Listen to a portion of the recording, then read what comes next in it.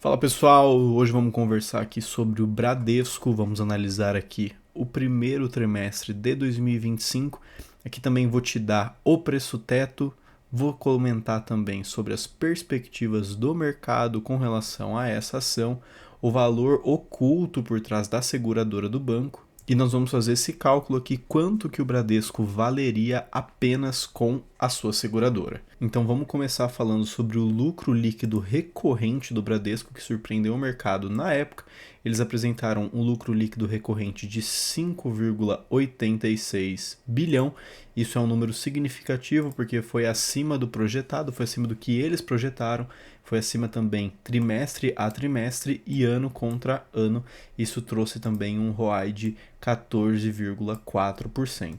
E aqui eles destacam que eles conseguiram melhorar em todas as frentes. Rentabilidade foi crescente, o desempenho das receitas foi crescente, despesas em linha com o esperado, que eles destacam aqui também como um ponto positivo, inadimplência controlada, mesmo eles tendo uma carteira de crédito para pessoa física e pequenas empresas, seguro carregando aqui o balanço do banco e o uso intensivo de tecnologia, que é algo que a gente não vai abordar nesse vídeo, mas de certa forma também tem ajudado. Com relação às suas receitas totais, a gente consegue ver uma comparação aqui ano contra ano.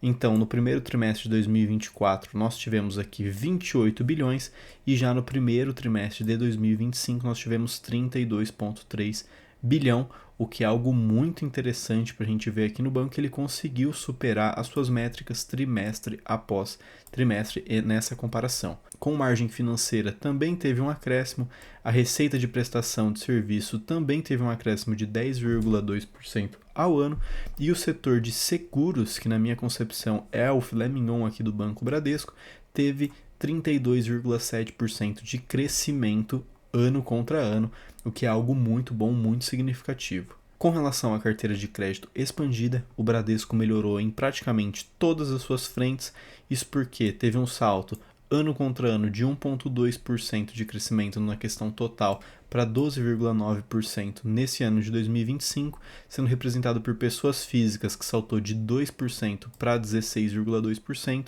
micro, pequena e médias empresas de menos 1,2% para quase 30% ano contra ano, e grandes empresas foi onde teve um único decréscimo de 1,6% para 1,2%, que é completamente normal, é uma queda até que bem correta. A gente consegue ver que o Bradesco é um banco que segue muito em linha com a questão das pessoas físicas e do micro, pequeno e médio empreendedor. Então, diferente aqui de outros bancos, como o ABC, como até mesmo o próprio Itaú, ele tem uma linha muito exposta à pessoa física e a pequenas e médias empresas. É o que ele se propõe a fazer. Isso me incomoda com relação à questão do valor que você paga nele, mas é o business dele, ele sabe gerir isso daqui, ele sabe administrar esse tipo de crédito. Com relação à margem financeira total, teve um acréscimo de 13,7% ano contra ano. As despesas com PDD, que é a provisão para devedores duvidosos, teve um decréscimo de 3,5% para 3%, isso abriu uma margem de 0,5 bi, e a margem com clientes líquida teve um acréscimo de 36% ano contra ano, saltando de 38,8 até 4,6. Isso trouxe um acréscimo muito bom, isso mostra que o banco está empenhado em realizar não turnaround, mas melhorar ali as questões das suas margens que foram comprimidas, que a galera estava batendo, o pessoal estava batendo muito nisso, o mercado foi muito impiedoso com o Bradesco nessa questão e com razão, porém teve um acréscimo aqui, uma melhora significativa com a questão das margens líquidas com o cliente e também um decréscimo das despesas com PDD. Já com relação aos indicadores da qualidade da carteira, o Bradesco segue aqui em linha, diminuindo a carteira de crédito sem garantias, né, saindo de 46% para 43% apenas, e aumentando a sua carteira de crédito com garantias de 54 para 57, o que é um crescimento bem bacana, levando em consideração que o Bradesco é um bancão, né? É um banco que está bem engessado, é um banco que é difícil se mover com relação a isso, então eu entendo isso como algo muito bom. Já com relação à carteira de crédito com atraso em 90 dias, a gente vê aqui que quase todos os segmentos estão caindo frente trimestre contra trimestre. Apenas a questão das grandes empresas que ficou de 0,3, aí teve um decréscimo em dezembro e depois subiu mais um pouquinho aqui em março de 2025, mas segue em linha com o que foi esperado. A representatividade da carteira de crédito por estágio tem 92%, então também está em linha.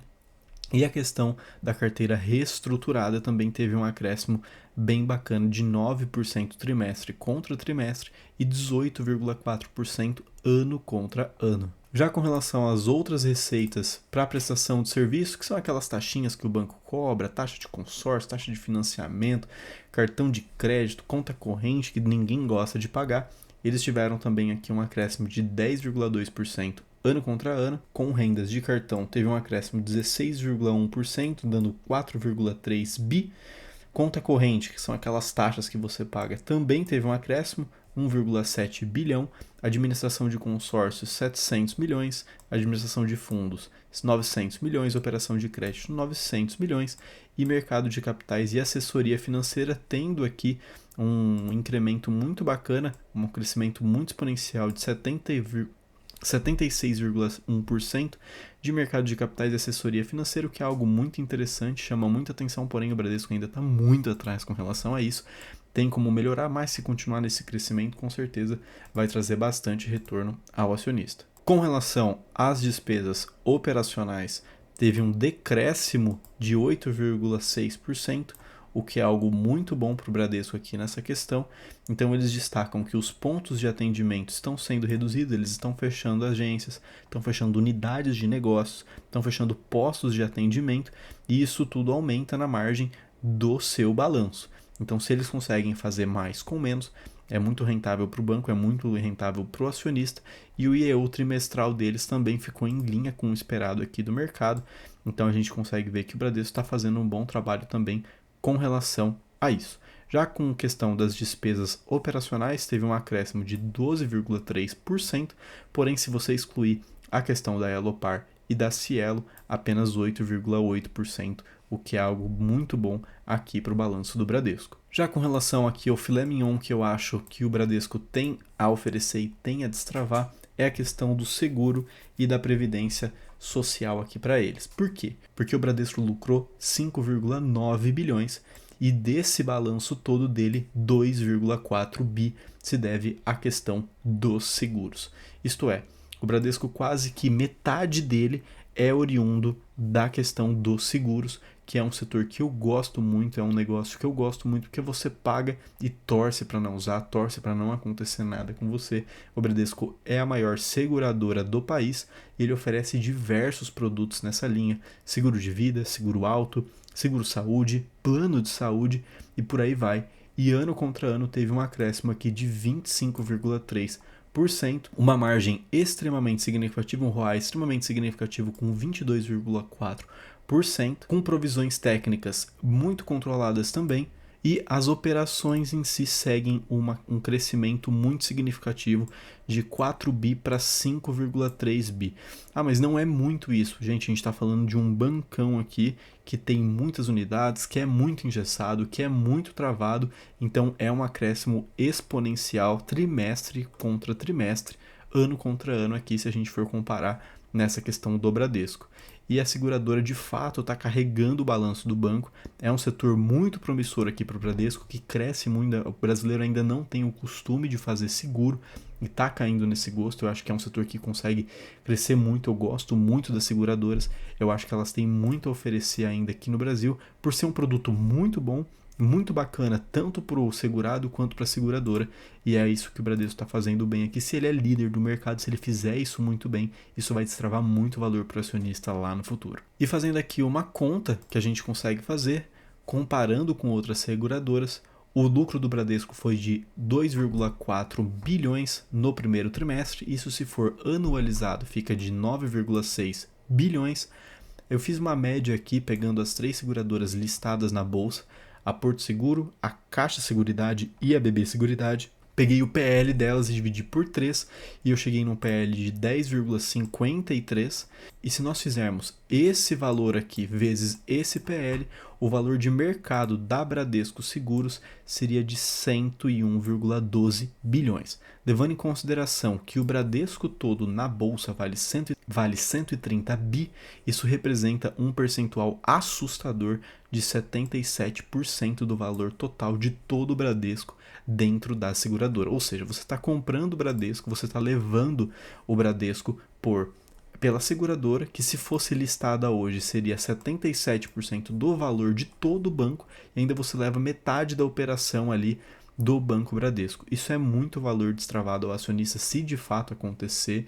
As métricas das seguradoras giram em torno desse PL aqui, então olha o valor oculto no Bradesco com relação a isso. Vejo muita gente falando que não, o Bradesco é uma empresa que está parada, é uma empresa que não está girando, porém, só com esse desconto por ter a seguradora com essa receita anualizada e a média do PL das outras seguradoras, que ela faz frente, que ela é a líder de setor, que ela tem produtos melhores aqui que a Caixa de Seguridade e que a BB segue, ela consegue destravar 77% do valor de todo o Bradesco. Ou seja, você está comprando o Bradesco hoje, pagando um percentual muito pequeno frente a tudo que ele pode destravar. Lembrando que isso não é recomendação de investimento, é só a minha opinião e uma conta que eu fiz aqui, que eu entendo que seja o preço dele. Já com relação à questão da Basileia e dos dividendos e juros sobre capital próprio, ele destaca aqui que teve um acréscimo ano contra ano dos dividendos e juros sobre capital próprio bruto, e eu acho que o Bradesco aqui tem total capacidade desse ano chegar aqui a 11,5 bi de distribuição de dividendos. Já com relação ao capital nível 1, eles destacam aqui que teve um acréscimo de 0,6 ponto percentual, saindo do final do ano de 2024 de 12,4% para 13%, o que é em linha com o esperado pelo mercado, o que é saudável para esse tipo de empresa. Já com relação ao guidance para 2025, eles destacam aqui que tiveram crescimento em praticamente todas as áreas. Então, a carteira expandida de 4% a 8% chegou em 12%, superou as expectativas. A margem financeira líquida também superou as expectativas. Receita na prestação de serviços superou em 2% as expectativas. As despesas operacionais subiram um pouco, porém seriam entre as expectativas se descontados a Cielo e a Elopar. E a questão de seguro e operações de previdência e capitalização subiu muito aqui, como a gente já comentou para vocês. Então, esse ponto aqui final, para mim, é o filé mignon que o banco tem a oferecer. Eu compro o Bradesco por conta disso, como eu vou mostrar para vocês. Outro ponto que eu gosto muito aqui é quando as empresas elas recompram as suas ações, e o Bradesco tem um programa de recompra de ação em andamento aqui, que eles colocaram como a data de aprovação dia 7/5, após o balanço, e eles têm o término até o dia 8/11 de 26, onde eles se propõem a comprar um número até substancial das suas ações, tanto ordinárias quanto preferenciais. E isso é muito bom, por quê? Porque todo mundo sabe que quando as empresas recompram as ações, isso pode ser um indicativo de que ela mesma está se considerando barata, e nada melhor do que ela mesma comprar suas ações, ela que está por dentro das suas operações, ela recomprar suas ações. Isso traduz em um yield on cost muito bacana para o acionista. E a gente consegue também, se ela queimar essas ações, aumentar a nossa participação no próprio banco. Vamos com relação à questão fundamentalista aqui da empresa. Eu entendo que tem um baita desconto com o PL, um valor de mercado líquido de 130 bi, um lucro líquido anualizado no primeiro trimestre de 2025 de 5, um anualizado de 23, isso dá um PL de 5,5, o que é muito abaixo da média do banco e muito abaixo da média do setor. E com relação ao resumo, eu entendo que é o começo do retorno para a lucratividade do banco. Ele está negociado com um PL de 5,5 e um PVP de 0,85.